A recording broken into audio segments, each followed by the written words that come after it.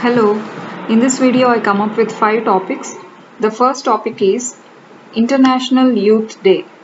So we have International Youth Day every year celebrated in the month of August on August 12th. So the first International Youth Day was celebrated in the year 2000. So this is the 20th celebration that we have done this year.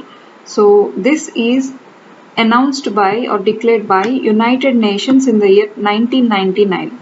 So since 2000 we have been celebrating this every year annually throughout the world. So this is to reiterate on cultural challenges and legal challenges that youth face today in the world. So this is to show its concern about cultural and legal challenges of the youth, and also this focuses on future of the world is youth. So this is the theme of this is the main topic of it. So that is forecasting youth as the future of the world, and not just the future of the world, but they are the driving force to change the world. So to whatever change the world needs to have in future. So this reiterates that the importance of youth is to this extent that they are the driving force of change to the world. And the theme for this particular year in 2020 is Youth Engagement for Global Action. So this is the theme of 2020 International Youth Day. So the next topic is SBM Academy. So SBM is Swachh Bharat Mission. So Swachh Bharat Mission Academy, as the word says, this is about something education in the field of the area of Swachh Bharat Mission. So this is conducted under Ministry of Jal Shakti. So we have ministry for looking after the issues of rivers and all. So that is Ministry of Jal Shakti. So this conducts free training courses.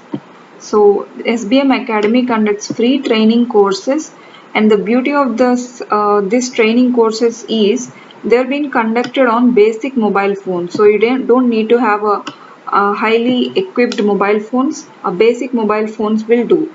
So this is through audio lessons, giving audio lessons to the students and giving them knowledge and interpersonal skills. So interpersonal skills so as to communicate to the beneficiaries. So there are these schemes of Swachh Bharat scheme and Jal Shakti mission has got schemes. So these beneficiaries, whoever is taking the benefits of these schemes, they need to be communicated about various topics. For this reason, the students are given these interpersonal skills to communicate the topics. So in this academy, in these mobile phones, the lessons will be in the form of modules. So the modules will have 4 chapters in which different subjects like open defecation free status of the country and SLWM, solid and liquid waste management. So the topics like these will be dealt with, which all come under Swachh Bharat mission. So the lessons will basically be in Hindi. So this is the language mode of learning. This is about SBM Academy. The third topic is Krishi Megh Center. So Krishi Megh Center is a data recovery center. So this is to protect data.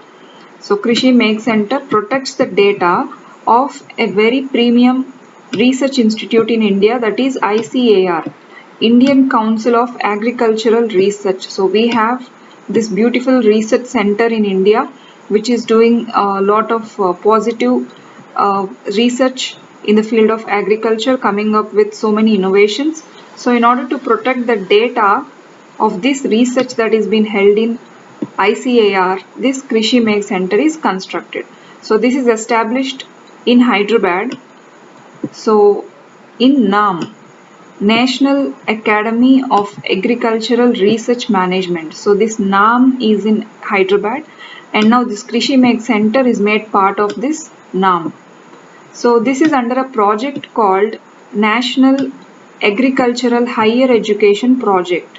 So agriculture, we know it is a professional form of education in India. So this comes under some higher education grouping. So this is under National Agricultural Higher Education Project. So this particular project is funded by World Bank and the Government of India. The central government and World Bank are funding this project. So under this project, the funds, after having taken the funds of World Bank and government, this is able to put up this center of Krishi Megh Center. As part of so many other take-ups, the project took up this Krishi Megh Center also.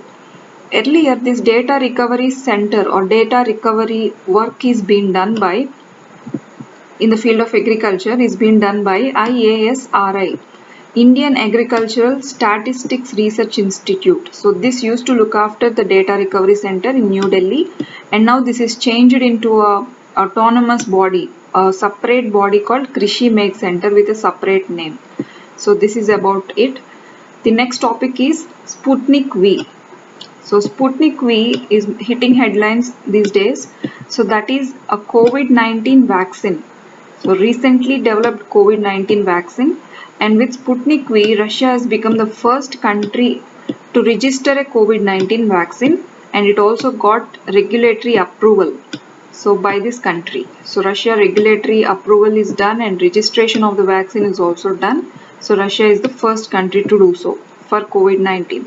It is done by an institute called Gamaleya. So Gamaleya Institute of Moscow in Russia has done this with partnership with Defense Ministry of Russia. So the partner of Gamaleya Institute of Moscow in bringing out this Sputnik V is Defense Ministry of Russia. So both of them collaborated in order to bring Sputnik V.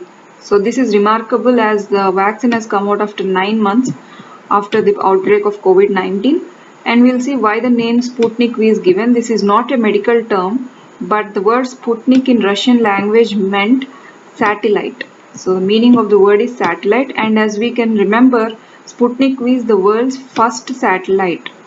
So this is the world's first satellite that is sent by Russia in the year 1957. So in order to reiterate this concept also, Russia has named this vaccine as Sputnik V. And the last topic is e-Lok Adalat, electronic Lok Adalat. We know Lok Adalats or these tribunals or benches in courts that will dispose of all the pending cases in courts that are in pre-litigation stage. So these Lok Adalats are now conducted electronically. That means online Lok Adalat. So far we don't have this access of online Lok Adalat, but this is for the first time conducted in Delhi. So Delhi became the first state. So basically this is done by Delhi State Legal Services Authority, DSLSA. So Delhi State Legal Services Authority came up with this new thinking of e-Lok Adalat. So in this, this is an online dispute redressal platform. So Lok Adalats are for small cases where disputes can be settled. So this online dispute redressal platform for this conducting of e-Lok Adalat is supplied by an organization called Sama ODR platform. So this Sama is also recognized by Department of Justice.